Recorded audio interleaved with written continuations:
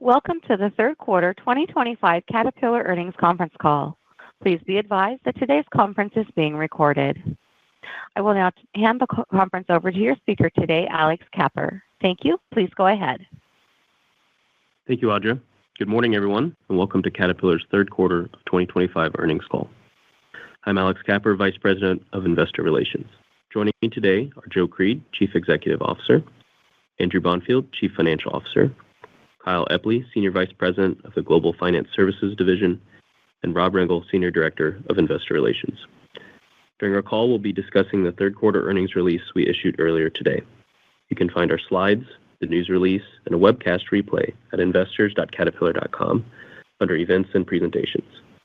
The content of this call is protected by U.S. and international copyright law. Any rebroadcast, retransmission, reproduction, or distribution of all or part of this content without Caterpillar's prior written permission is prohibited. Moving to slide 2, during our call today, we'll make forward-looking statements which are subject to risks and uncertainties. We'll also make assumptions that could cause our actual results to be different from the information we're sharing with you on this call. Please refer to our recent SEC filings and the forward-looking statements reminder in the news release for details on factors that individually or in aggregate could cause our actual results to vary materially from our forecast. A detailed discussion of the many factors that we believe may have a material effect on our business on an ongoing basis is contained in our SEC filings. On today's call, we'll also refer to non-GAAP numbers. For a reconciliation of any non-GAAP numbers to the appropriate U.S. GAAP numbers, please see the appendix of the earnings call slides. Now let's advance to slide 3 and turn the call over to our CEO, Joe Creed. Thank you, Alex, and good morning, everyone. Thanks for joining us today. Solid performance from our team generated strong results this quarter, driven by resilient demand and focused execution across our 3 primary segments. And as a result, sales growth and adjusted operating profit margin were both slightly above our expectations. Sales and revenues increased 10% to $17.6 billion, an all-time record for a single quarter. Backlog grew by about $2.4 billion, driven by strong orders in energy and transportation. The backlog is now $39.8 billion, which is also an all-time record and positions us for sustained momentum and long-term profitable growth. We also generated $3.2 billion of ME&T free cash flow, and we deployed about $1.1 billion to shareholders through dividends and share repurchases during the quarter. I'll start with my perspectives about this quarter's performance. Then I'll discuss our outlook, along with insights about our end markets. And finally, Andrew will provide a detailed overview of results and key assumptions. Turning to slide 4. Sales and revenues were up 10% versus last year. The increase was primarily due to higher sales volume, partially offset by unfavorable price realization for machines. Higher sales volume was driven by higher sales of equipment to end users across our 3 primary segments. Third quarter adjusted operating profit margin was 17.5%. For the quarter, the net impact of incremental tariffs was near the top end of our estimated range of $500 to $600 million. Despite the tariff headwind, adjusted operating profit margin was slightly above our expectation, primarily due to better-than-expected sales volume in energy and transportation. We achieved quarterly adjusted profit per share of $4.95. Compared to the third quarter of 2024, sales to users increased 12%, led by 25% growth in energy and transportation, while machine sales to users increased 6%. For construction industries, sales to users were up 7% year over year, broadly in line with our expectations. Let me take a minute to walk through the sales to users by region. North America increased 11% over the prior year and was better than we anticipated due to growth in both residential and non-residential construction. While rental fleet loading was down slightly, dealers' rental revenue continued to grow in the quarter. An increase in EAME was primarily due to growth in Africa and the Middle East. We saw a decline in Asia Pacific, which was below our expectations, resulting from softness in a few key sub-regions. Latin America increased, but slightly lower than we anticipated. In resource industries, sales to users increased 6% year-over-year, which was slightly above our expectations. Mining was better than expected due to the timing of deliveries to end customers for large mining trucks and off-highway trucks. Heavy construction and quarry and aggregates were in line with our expectations. In energy and transportation, sales to users increased by 25% year-over-year, with double-digit growth across all applications.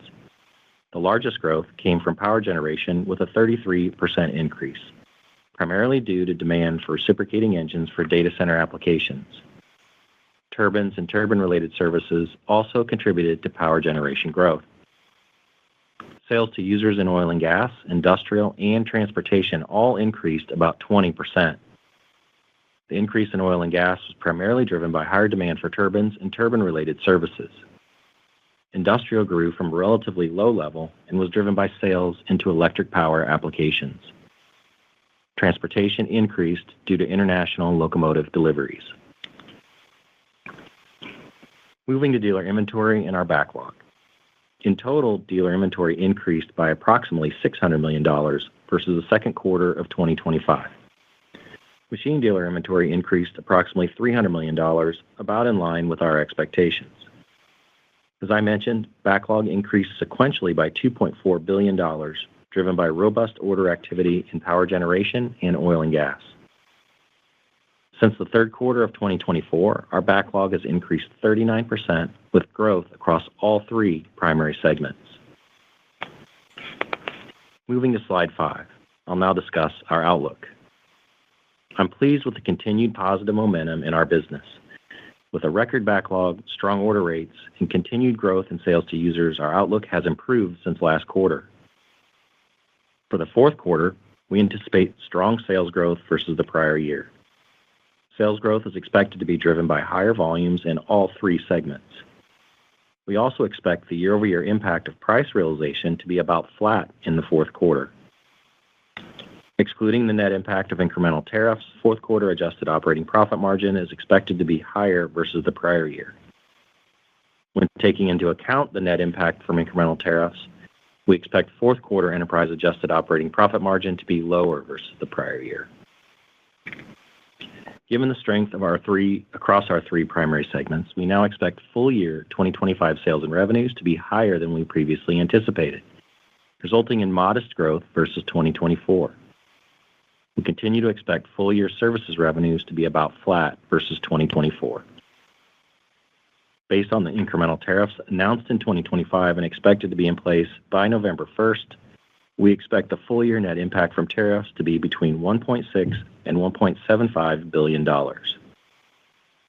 Tariff and trade negotiations remain fluid. Our team is continuously evaluating options to further reduce the impact of tariffs going forward, and we fully intend to implement longer-term actions once there is sufficient certainty. I remain confident that we'll manage the impact of tariffs over time. Excluding the net impact of incremental tariffs, full year adjusted operating profit margin is expected to be in the top half of our target margin range. Including the net impact from incremental tariffs, we expect full year adjusted operating profit margin to be near the bottom of the target range, corresponding to our current expectation for full year sales and revenues. This margin estimate includes the initial mitigating actions already implemented and currently planned throughout the rest of the year. We also expect ME&T free cash flow to be above the midpoint of the $5 billion to $10 billion target range. Andrew will provide more details on key assumptions for the fourth quarter and full year in a moment. To further support our sales outlook, I'll now share the latest view of our end markets. Starting with construction industries. As I mentioned earlier, we're encouraged by another quarter of growth in sales to users and strong order rates across many of our regions. Customers continue to be responsive to the attractive rates we're offering through Cat Financial. We continue to anticipate full year growth in construction industry sales to users, despite softness in the global industry. In North America, overall construction spending remains at healthy levels, and infrastructure projects funded by the IIJA continue to be awarded. We continue to expect full year growth for sales to users. Full year dealer rental revenues are also expected to grow and we anticipate dealer rental fleet loading will increase in the fourth quarter compared to the prior year. In Asia Pacific, we anticipate full-year sales to users to be about flat. China has shown positive momentum to start the year, and we expect full-year growth in the above 10-ton excavator industry, but from a very low level of activity. In Asia Pacific, outside of China, we expect economic conditions to be soft. In EAME, we expect growth for the year, driven by healthy construction activity in Africa and the Middle East, and improving economic conditions in Europe. With ongoing weaker construction activity in Latin America, we now expect to be about flat for the full year. Moving to Resource Industries. We anticipate lower sales to users in 2025 compared to last year as customers continue to display capital discipline. However, we see positive momentum with healthy orders for large mining trucks, articulated trucks, and large track-type tractors. Although most key commodities remain above investment thresholds, declining coal prices have caused an increase in the number of parked trucks. As a result, we continue to expect slightly lower rebuild activity compared to last year. Overall, customer product utilization remains high, and the age of the fleet remains elevated. We also continue to see growing demand and customer acceptance of our autonomous solutions. And finally, in Energy and Transportation, we expect strong growth in full-year sales for power generation compared to last year. Demand remains robust, driven by data center growth related to cloud computing and generative AI. We are also pleased by healthy orders for the prime power applications, as evidenced by recent announcements with Joule Capital Partners and Hunt Energy Company. We continue to stay close to our largest data center customers and receive regular feedback on their long-term demand expectations. In oil and gas, we expect moderate growth in 2025. For reciprocating engines and services, we continue to expect softness in well servicing due to ongoing capital discipline, industry consolidation, and efficiency improvements in our customers' operations. We do see positive momentum in demand for reciprocating engines used in gas compression applications. Solar Turbines' oil and gas backlog remains strong, and we see healthy order and inquiry activity. With our ongoing investment to increase large reciprocating engine capacity, we're continually improving manufacturing throughput to meet customer needs across a broad range of applications. Demand for products and industrial applications is improving from previous lows, with order growth being driven by engines sold into electric power applications. Transportation is expected to remain stable. The strong momentum we achieved in the third quarter, combined with the anticipated growth through year-end, sets the stage for exciting opportunities ahead. As a result, I look forward to sharing more about our long-term outlook at our 2025 Investor Day on November 4th. And now I'll turn over to Andrew for a detailed overview of results and key assumptions looking forward. Thank you, Joe, and good morning, everyone. As usual, I will start with a brief overview of our third quarter results, followed by our segment performance. Then I'll discuss the balance sheet and free cash flow before concluding with our current assumptions for the full year and the fourth quarter. Beginning on slide 6, sales and revenues were $17.6 billion, a 10% increase versus the prior year. This was slightly better than we had expected on stronger volume. Adjusted operating profit was $3.1 billion, and our adjusted operating profit margin was 17.5%. Both were slightly better than we had expected. Profit per share was $4.88 in the third quarter, compared to $5.06 in the third quarter of last year. Adjusted profit per share was $4.95 in the quarter, compared to $5.17 last year. Adjusted profit per share excluded restructuring costs of 7 cents in the quarter, compared to 11 cents in the third quarter of 2024. Other income and expense was favorable by $132 million, primarily due to the absence of an unfavorable ME&T balance sheet translation impact, which occurred in the prior year. Excluding discrete items, the global annual effective tax rate was 24%, an increase versus our prior expectation of 23%. The higher rate had an unfavorable impact on our performance in the quarter by about 18 cents. This is due to changes in recently enacted U.S. tax legislation. While the changes have a negative impact on the tax rate in 2025, they benefit 2025 cash flow. In 2026 and beyond, we would expect a positive benefit to the tax rate versus the previous estimated tax rate for 2025, subject to a consistent mix of profits. The year-over-year impact from the reduction in the average number of shares outstanding, primarily due to share repurchases, resulted in a favorable impact on adjusted profit per share of approximately 17 cents. Moving to slide 7, I'll discuss our top-line results for the third quarter. Sales and revenues increased by 10% compared to the prior year, driven by higher volume, which was primarily due to stronger sales of equipment to end users. Changes in dealer inventory acted as a slight tailwind to sales, while price realization was a slight headwind. As I mentioned, sales were slightly better than we had expected in August. Moving to operating profit on slide 8. Operating profit in the third quarter increased by 3% to $3.1 billion compared to the prior year. Adjusted operating profit increased by 4% versus the prior year to $3.1 billion. Stronger sales volume and favorability in other operating income and expenses was more than offset by unfavorable manufacturing costs, unfavorable price realization, and higher SG&A and R&D expenses. The unfavorable manufacturing costs largely reflected the impact of tariffs. You'll note that there was a headwind of $127 million in corporate items and eliminations this quarter compared to the prior year. The unfavorable impact was driven by higher short-term incentive compensation expense and an accrual for incremental tariffs and corporate items, which I will discuss in a moment. This was partially offset by the proceeds from an insurance claim. The adjusted operating profit margin was 17.5%, a decrease of 250 basis points compared to the prior year.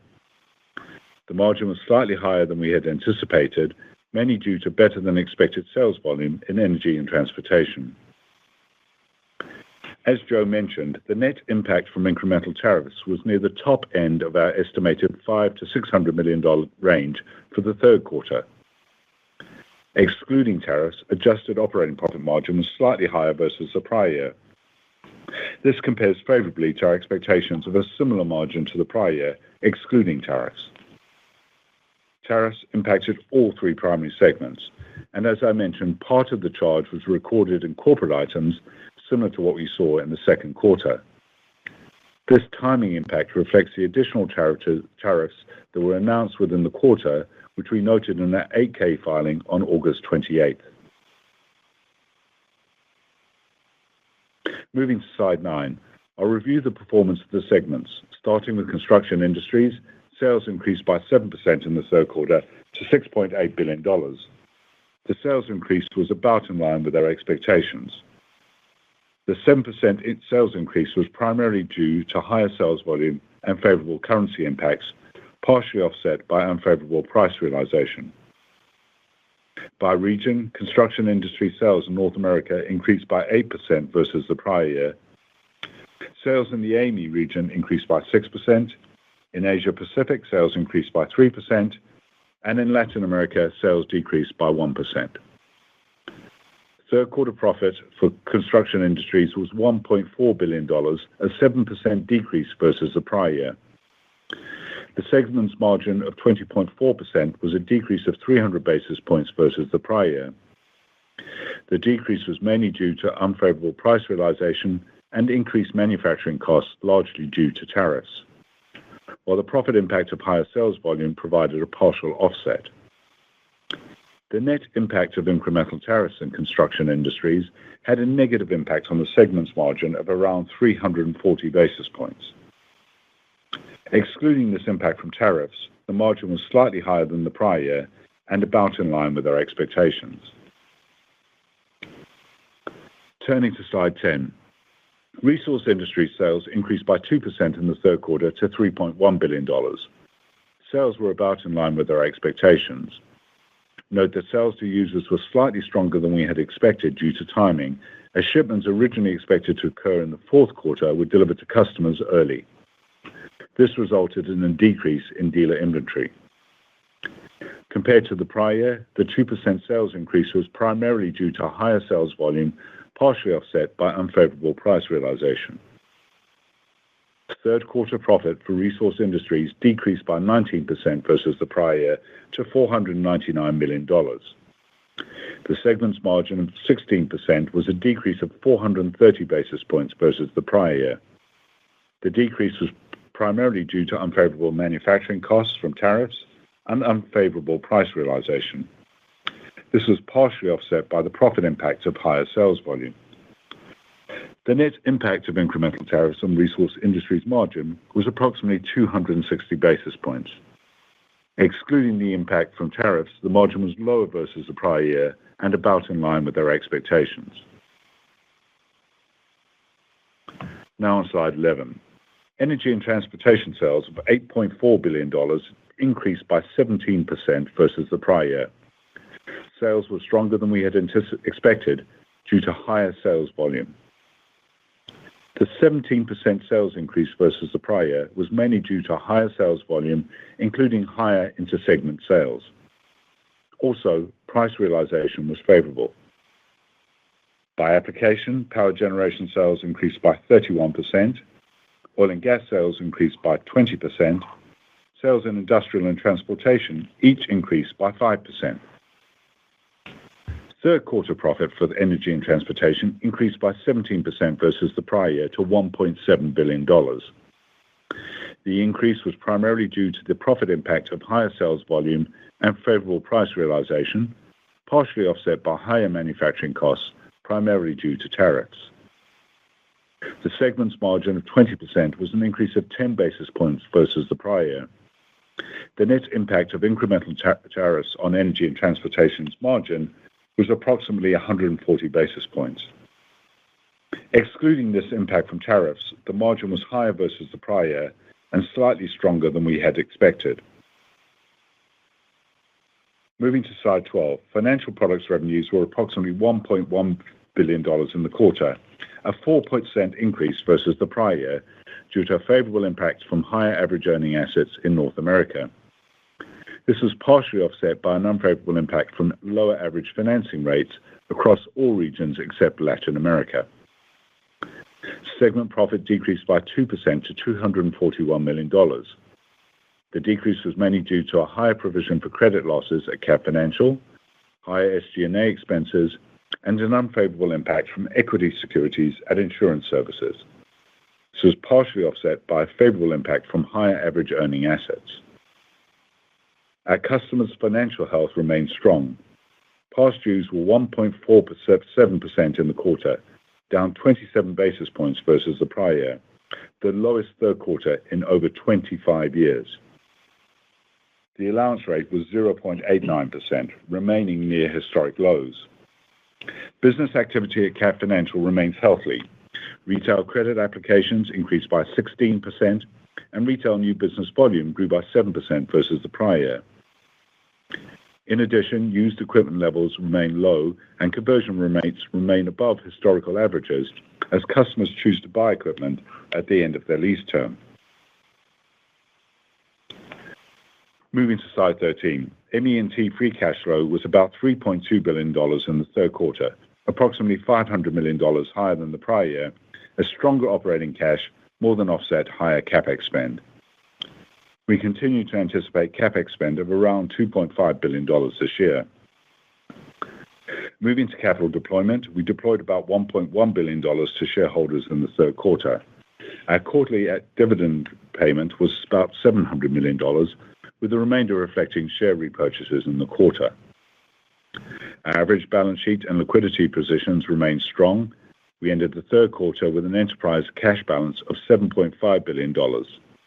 In addition, we held $1.2 billion in slightly longer dated liquid marketable securities to improve yields on that cash. Now on slide 14, let me start with a few comments on the full year. Based on what we see today, we are optimistic about our top-line momentum supported by healthy demand signals, including a robust backlog and growth in sales to users. Against this supported backdrop, we now expect full-year 2025 sales and revenues to increase modestly versus 2024, a slight improvement compared to our expectations last quarter. Now moving on to margins.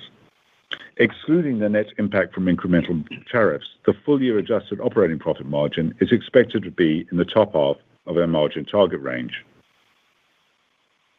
Including the net impact from incremental tariffs, we expect full-year adjusted operating profit margin to remain near the bottom of the target range. Given our improved sales and revenue expectations, adjusted operating profit margin should be slightly higher than we anticipated when we filed the 8-K on August the 28th. Based on the tariffs announced in 2025 and expected to be in place on November the 1st, we expect the impact from incremental tariffs for 2025 to be around $1.6 to $1.75 billion, net of some mitigating actions and cost controls. This assumes that the net incremental impact of tariffs will be greater in the fourth quarter than in the third, primarily due to the timing of tariff rate changes. As Joe mentioned, we expect ME&T free cash flow will be above the midpoint of the $5 to $10 billion target range. We continue to expect restructuring costs of approximately $300 to $350 million this year.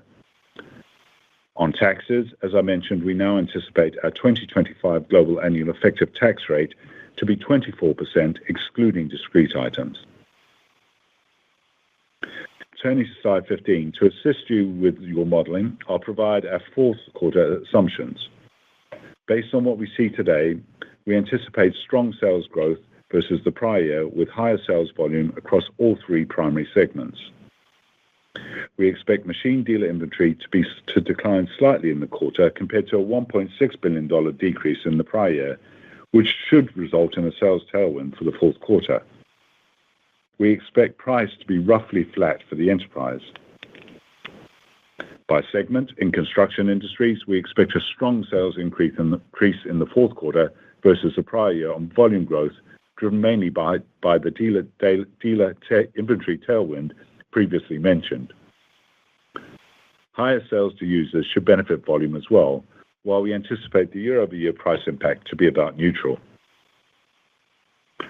In resource industries in the fourth quarter, we expect stronger sales versus the prior year, primarily due to higher volume driven by changes in dealer inventory. Note that we anticipate unfavorable sales to users in the fourth quarter in resource industries due to the timing impact that I mentioned a moment ago. The impact of price in resource industries is expected to remain unfavorable, but to a slightly less extent compared to what we saw in the third quarter versus the prior year. In energy and transportation in the fourth quarter, we anticipate strong sales growth versus the prior year, driven by continued strength in power generation. We also expect higher sales in oil and gas, driven by solar turbines and turbine-related services. Price realization should remain favorable as well. Let me provide some perspective on our expectations for energy and transportation. While we expect sales to increase sequentially in the fourth quarter, the increase will likely be different than the typical seasonal pattern. This reflects the impact from robust third quarter sales, which have tempered the usual fourth quarter uplift. As a result, the sequential sales growth rate between the third and fourth quarters is projected to be slightly lower than last year's level. Now I'll provide some color on our fourth quarter margin expectations. Excluding the net impact from incremental tariffs, we expect the fourth quarter enterprise adjusted operating profit margin will be higher versus the prior year. We anticipate stronger sales volume will be partially offset by higher manufacturing costs. As I mentioned, price realization for the enterprise should be roughly flat in the fourth quarter. Including the net impact from incremental tariffs, we anticipate a lower enterprise adjusted operating profit margin in the fourth quarter versus the prior year. As I mentioned, the tariff headwind should be larger than it was in the third quarter. We anticipate a net cost headwind of about $650 to $800 million in the fourth quarter. At this point, we expect tariffs to have a minimal impact to corporate items in the fourth quarter, as our current assumptions are based on tariffs announced and expected to be in place on November the 1st. Now I'll make a few comments regarding our segment margin expectations for the fourth quarter. In construction industries, excluding the net impact from incremental tariffs, we expect a higher margin compared to the prior year. This is driven primarily by the profit impact from higher sales volume, though the benefit within volume is lessened by unfavorable product mix compared to the prior year. Now including the net impact from incremental tariffs, we anticipate a lower margin in construction industries versus the prior year. We expect about 55% of the fourth quarter net incremental tariff impact will be incurred in construction industries. In resource industries, excluding the net impact from incremental tariffs, we anticipate a higher margin versus the prior year, mainly due to higher sales volume, partially offset by unfavorable price realization. Including the net impact from incremental tariffs, we anticipate a lower margin in resource industries versus the prior year. We expect about 20% of the fourth quarter net incremental tariff impact will be incurred in resource industries. In energy and transportation, excluding the net impact from incremental tariffs, we anticipate a higher margin versus the prior year, mainly due to a higher sales volume and favorable price realization. Higher manufacturing costs should act as a partial offset. Including the net impact from incremental tariffs, we anticipate a slightly lower margin compared to the prior year. We expect about 25% of the fourth quarter net incremental tariff impact will be incurred in energy and transportation. So turning to slide 16, let me summarize. We remain optimistic about our underlying business and now anticipate modestly higher sales for the full year, including a strong fourth quarter. Business activity and customer financial health remain strong, as do our balance sheet and liquidity positions. Including the net impact from incremental tariffs, we expect to remain near the bottom of our target range for adjusted operating profit margins, and we expect to be above the midpoint of the target range for ME&T free cash flow. We continue to execute our strategy for long-term profitable growth. And with that, we'll take your questions. Excuse me, this is Alex. Just one quick clarification before we jump into the Q&A. The operating profit in the third quarter actually decreased by 3% to $3.1 billion compared to the prior year, and adjusted operating profit actually decreased by 4% versus the prior year to $3.1 billion. And with that, we'll take your questions. Thank you. We will now begin the question and answer session. If you have dialed in and would like to ask a question, please press star one on your telephone keypad to raise your hand and join the queue. If you would like to withdraw your question, simply press star one again. Please note we are only allowing one question per analyst. Your first question comes from the line of Kyle Menges from Citi. Your line is now open. Thank you. It sounds like backlog growth was driven by power gen, and you alluded to orders for data center prime power applications as well. So could you just talk to the emerging data center prime power opportunity, how much latent capacity you think you have at Solar to meet this demand, and what you think you could actually deliver in the next year, given we've heard some big numbers getting thrown around by some of your customers? And then also just curious what that data center prime power backlog is looking like today. Thank you. Yeah, good morning, Kyle. This is Joe. So we're definitely really excited about the prime power opportunity with data centers and more broadly just the demand for power that data centers and broader trends in the industry are putting onto the grid. And we're going to see a lot more of this, I believe. Prime power is a great opportunity for us because it creates services opportunity as we move forward as well. So definitely, you saw the Joule announcement. That's in our recip. Part of our capacity addition there will go to serve some of that. And with Solar, we're seeing a lot of ordering activity, and it's really healthy, as you suggest. It's not just power generation. Power generation is seeing more activity, but oil and gas has been really strong too because we're moving a lot of natural gas, and I think that trend's going to continue. So definitely a really positive outlook at Solar Turbines. We're able to keep up with the orders that we're seeing right now. Lead times are starting to get a little more extended at Solar. They're not, to the extent of those super large class turbines that, more utility scale. but they are starting to get extended. And I would say the way we're thinking, it's shaping up in our backlog, the larger turbines, the Titan 250, Titan 350, are longer lead times than the smaller ones, where we're able to react a little faster and have a little more. As it comes to capacity and things, we are always evaluating capacity. That'd be a great thing when we need it. We're prepared to act, when we feel like we need it, but we feel like we're able to meet the orders that are coming in right now. We'll move next to Angel Castillo at Morgan Stanley. Hi, good morning, gentlemen, and congrats on the strong quarter here. Just kind of following up on that E&T conversation, obviously, growth here remains quite robust. I wanted to touch a little bit more on the kind of price realization and margins for this segment.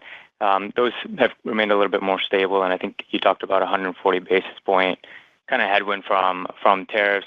And maybe just to kind of expand on that topic a little bit more, just two quick questions. One, is there anything else kind of capping prices and margins for E&T as a whole? I don't know if it's mix, first fit versus services, or anything else that you would note. And then related to that, for power gen in particular, should we be assuming something kind of greater than the 30% type of incremental margins you typically see in E&T, given the strong pricing and volume trends there for the next 2 years? Or how would you kind of characterize that contribution to margins from power gen? Yeah, well, I'll make a comment. I'll let Andrew, maybe talk about the margins. But, we're definitely, each of our businesses and segments in a little bit of a different position. We in the machine part of the business, we're in an unconstrained environment. We were constrained before, and we've returned to a much more normal competitive pricing environment. In E&T, as we're putting capacity in. Demand is really strong, and so we've been able to take pretty regular price increases, and we expect that trend to continue.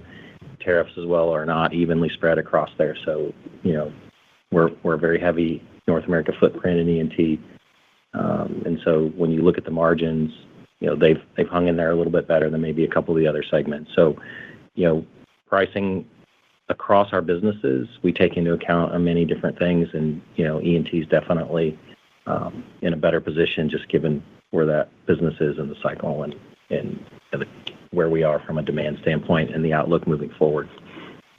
Yeah, and on the margins, I mean, if you look this quarter, I think it was very impressive that E&T was actually able to manage flat margins despite the impact of tariffs, and actually would have grown substantially without that. And I think that gives you an idea of the strength of the pull-through that is occurring. Just to remind you that if you look at our margin targets as a whole, and we manage margins at the enterprise basis, obviously our focus is always on absolute OPAC dollars and growing OPAC. So if there's a volume opportunity, which may not be necessarily as margin accretive, that doesn't mean necessarily we will pass on it, because absolute OPAC dollars actually drives total shareholder return in our mind. But if you look at our margin targets, that requires a pull-through over 30% across the whole of the range when you look at where they are. So that gives you an idea of what we would be expecting from all our businesses when we're looking at margin accretion. We'll go next to David Raso at Evercore ISI. Hi, thank you. Yeah, building on that, I mean, given the backlog, retail activity, lower rates, secular growth, I mean, the revenues, the expectations on the street for 26 are going to go higher. The real debate's going to be the incremental margin. And building on what you just discussed, I'm not looking for 26 guidance, but just some puts and takes thinking about 2026 at a high level. Obviously, I was intrigued by the price realization comment about being flat in the fourth quarter. Be curious in particular when you think about that going to 26, especially for construction.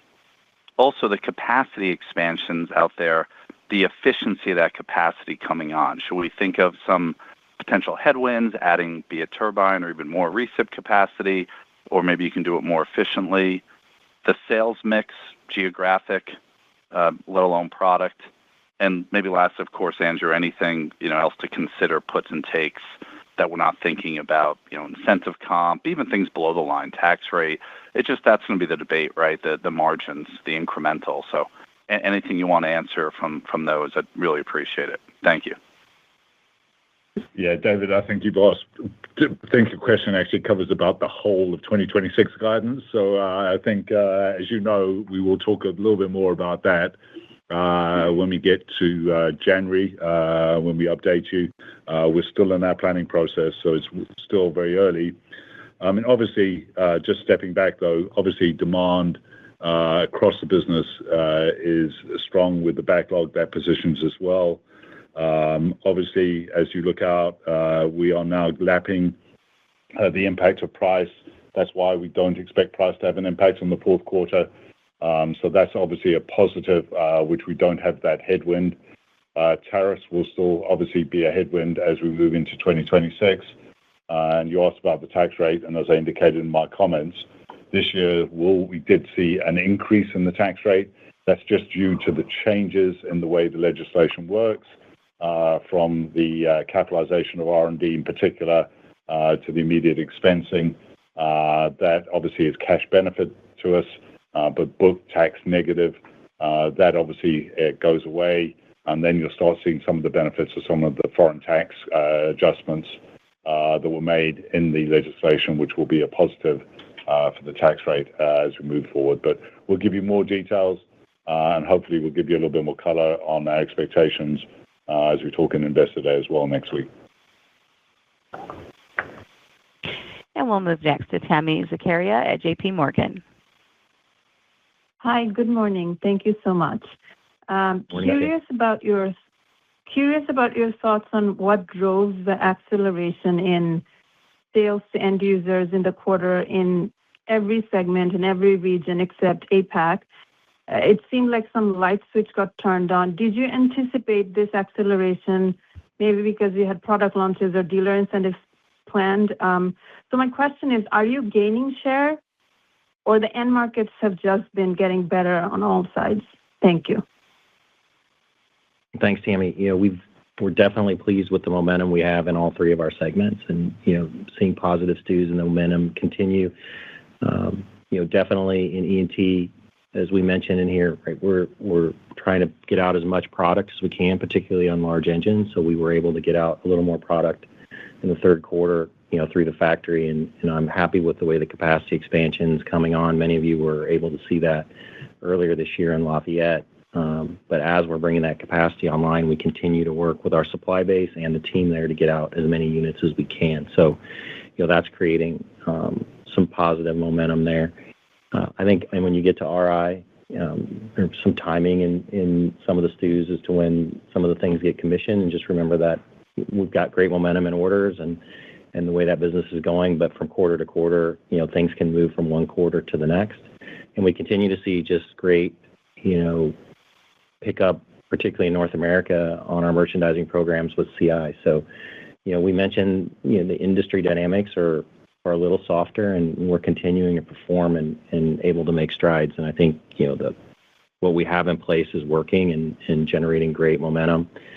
And that gives us, obviously the backlog going up as well, gives us good momentum heading into the fourth quarter and into next year. So we're just really happy with the way the business is performing right now. We'll take our next question from Mig Dobre at Baird. Thanks. Good morning. I'd like to go back to construction. If we can. So it's interesting that sales to end users are accelerating. I am curious, how much of this do you think is simply a function of the various incentives that you put through, rather than just the end market getting better? It sounds like your dealers are looking to add more fleet to their rental operations. So maybe you can talk a little bit about that. But perhaps the bigger picture, as we think about 26, if demand does look to get better, this segment has been absorbing the brunt of these tariff headwinds. How do you think about the puts and takes next year? Do you think that you have the ability to manage these tariffs on the cost side, or should we be thinking that trends here are solid enough to where you can actually start pushing some price to be able to offset some of these very real cost headwinds that you've experienced in 25? Thank you. Well, there's a couple of different questions there. I'll start maybe on the demand side. I think the performance of the business has been better than the general industry, and I believe that's due to the strategy we have in place and the merchandising programs that are out there. As we finish the year this year, as you point out, I think we'll be in a great shape on dealer inventory. So heading into next year, we'll see what happens, but we've got great momentum, and we're hopeful that continues into next year, and we'll talk to you more about that in our fourth quarter earnings call. As it comes to pricing, keep in mind the fourth quarter we said is flat at the enterprise level, so we're lapping the impact of these programs that are put in place. The way we're thinking about pricing is sort of our normal annual process, and we're heading into that time period now. Each of our segments, as I mentioned before, ENT is in a much different place than RI and is a much different place than CI. And then different regions of the world are also in very different positions competitively. So we take a lot of factors into the consideration. Cost inflation is one of them, but also market conditions, competitive situation. As Andrew said, our goal is to grow OPAC dollars. So any volume impacts to these decisions, we'll obviously take that into account as well. When it comes to tariffs, we've been able to really put some mitigating actions in, I would say, on the margins. They're the no regrets actions, same thing we talked to you about last time. Short-term cost reductions, more belt tightening type of things. We've made limited sourcing changes where we have the ability to move sources without investments in our supply chain, but that's fairly limited. We work on certifying more USMCA compliant products. But when it comes to longer-term actions, we've sort of talked about this before. We're a global business with a very complicated supply chain. We are heavily U.S.-based. It's our largest footprint here. We have over 50,000 employees, 65 locations in 25 states. We're a net exporter. We've increased exports 75% over the last 9 to 10 years. And at the same time, our hourly workforce has grown 29%. But we have a broad and diverse portfolio that's very global, and the supply chain's complicated. If we're going to make longer-term adjustments to really offset tariffs in that way, it will require investments to do that, and they'll take time because we'll have to certify components, we have to buy tooling, we have to validate them and test them. And so, for us to make those types of decisions, we really need to have a greater level of predictability and stability in the situation. As we know, trade deals are still being negotiated, and we're watching that very closely, and we have a lot of scenarios at play. We'll use everything in our toolkit when the time is right to react to the tariffs or to mitigate the tariffs. But I'm confident we'll manage it over time. It's just right now, if we do something that requires investment, I don't want to have to spend that money and then turn around and spend money to reverse it. So we're trying to take a measured approach. But we have great momentum heading into 2026, and as we finish this year, and we're really happy with the way the business is performing. So, we'll continue to update you as we move forward. Next, we'll go to Rob Wertheimer at Melius Research. Thank you. Good morning. Morning, Rob. Wanted to ask, I guess, around the shape of demand in resources, which you've touched on a couple times. And is the order strength largely in gold, which obviously is going nuts, and copper, or is it a little bit more broad-based? And then if you had any comments, we've seen a couple of industry, including CAT investments in technology, software, autonomy. Is there any upshift or change in customer orders on autonomy and or advanced powertrains or anything else notable changing there? Thank you. Yeah, so obviously, order rates have remained pretty strong, as you would expect. Where order rates are principally is around large mining trucks. That is the area of strength. From a commodity perspective, I would say to you, rather than any commodity is strong, obviously gold prices and copper prices are high. It's coal, which is probably the little bit of the drag, as you would expect, and particularly in Indonesia. With regards to autonomy, we continue to see greater acceptance by our customers of the need for autonomous solutions. And I think we'll be talking to you a little bit more about RPM and also about where we think the industry is headed next week, Rob. So if you don't mind, I'm sure Denise will be giving you guys an update, and you'll be able to ask more questions there about some of the things within RI in particular. And next, we'll go to Kristen Owen at Oppenheimer. Good morning. Thank you for the questions. Two that are related to the backlog. Just first, can you comment on the contribution of CI and RI to the sequential backlog growth? I know you made some comments on the year-over-year, but if you could hit the sequential backlog growth. And then second, when you talk about backlog or even revenue growth in oil and gas, would that include any turbine sales used for those prime power data center applications, or should we anticipate that those will be allocated to the power gen backlog commentary? Thank you. Yeah, thanks, Kristen. So the consecutive sequential growth in the backlog primarily came from E&T, and that was, largely power generation and oil and gas contributing to that. As you did mention, year over year, we saw RI and CI up. So, we're following a little bit of a seasonal pattern in those while still growing. The backlog order activity across all three segments has been really strong in the quarter, and we're really happy with the momentum we have. When it comes to solar and where those sales go and where you see them in the backlog and sales to users, if it's a data center application, it goes in power generation. If it's traditional, offshore oil platforms or, gas transmission, then it would be in oil and gas. So that's how you should look at where those end up in the numbers. We'll move to our next question from Michael Feniger at Bank of America. Hi, good morning. Thanks for squeezing me in.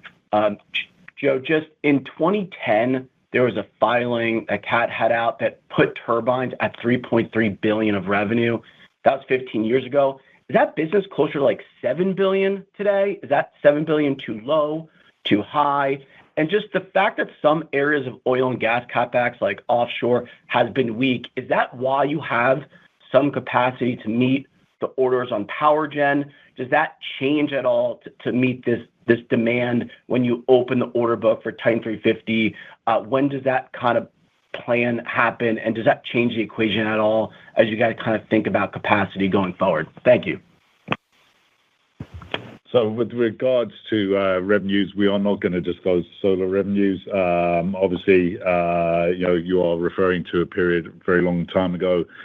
We split the business into oil and gas applications and power generation, and where it's mixed up with reciprocating engines for obvious reasons. But solar is a very strong business. It's a very good business for us, as you know, and one that we will continue to support very strongly. With regards to capacity, both actually oil and gas applications are doing pretty well as well. So there's a lot of pipeline orders, particularly around gas transmission. And so that doesn't, so there's not necessarily weakness, which allows us to continue to meet other demand. It's really about prioritization. And as Joe said, we will discuss and make capacity decisions when we're ready and when we see the need to do that. We'll notify you accordingly.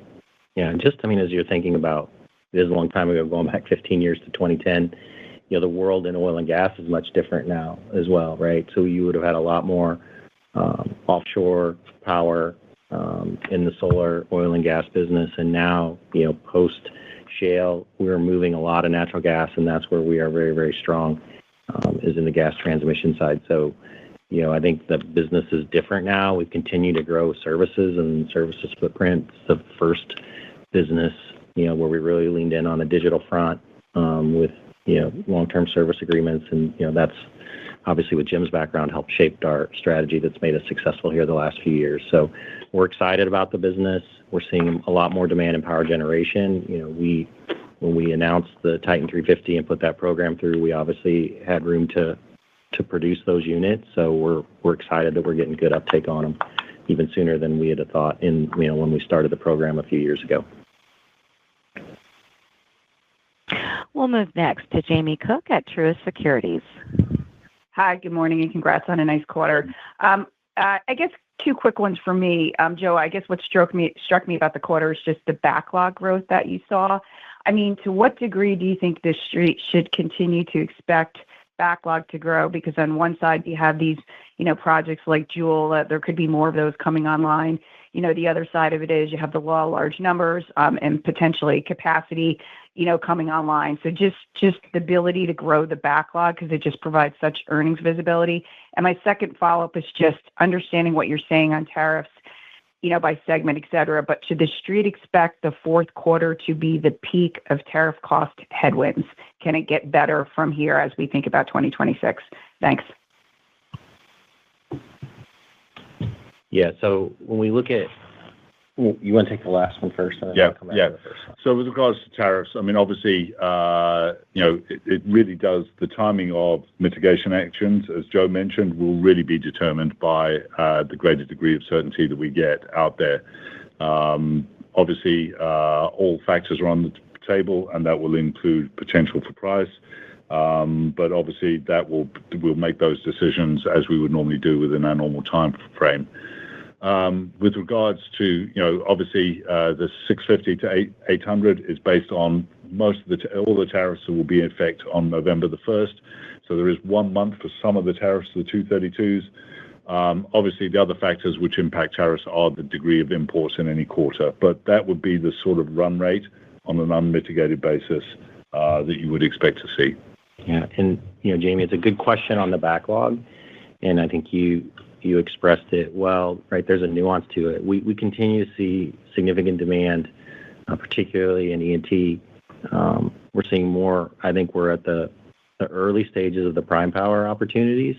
So we're excited to have more of those come online. We talk to our large data center customers, both hyperscalers and colos, frequently, monthly, mostly, even to manage that forecast. So, we have great confidence in the pipeline that's out there, and that's why we're putting the capacity in, and we continue to raise the capacity. So I think it kind of depends on the circumstance. We like the fact that the backlog's going up. I'd like to maybe, if the reason the backlog goes up a little less is that I'm able to get out more and more product and keep up, I think that's a good thing. So we think it's positive. I would expect us to continue to see momentum in there.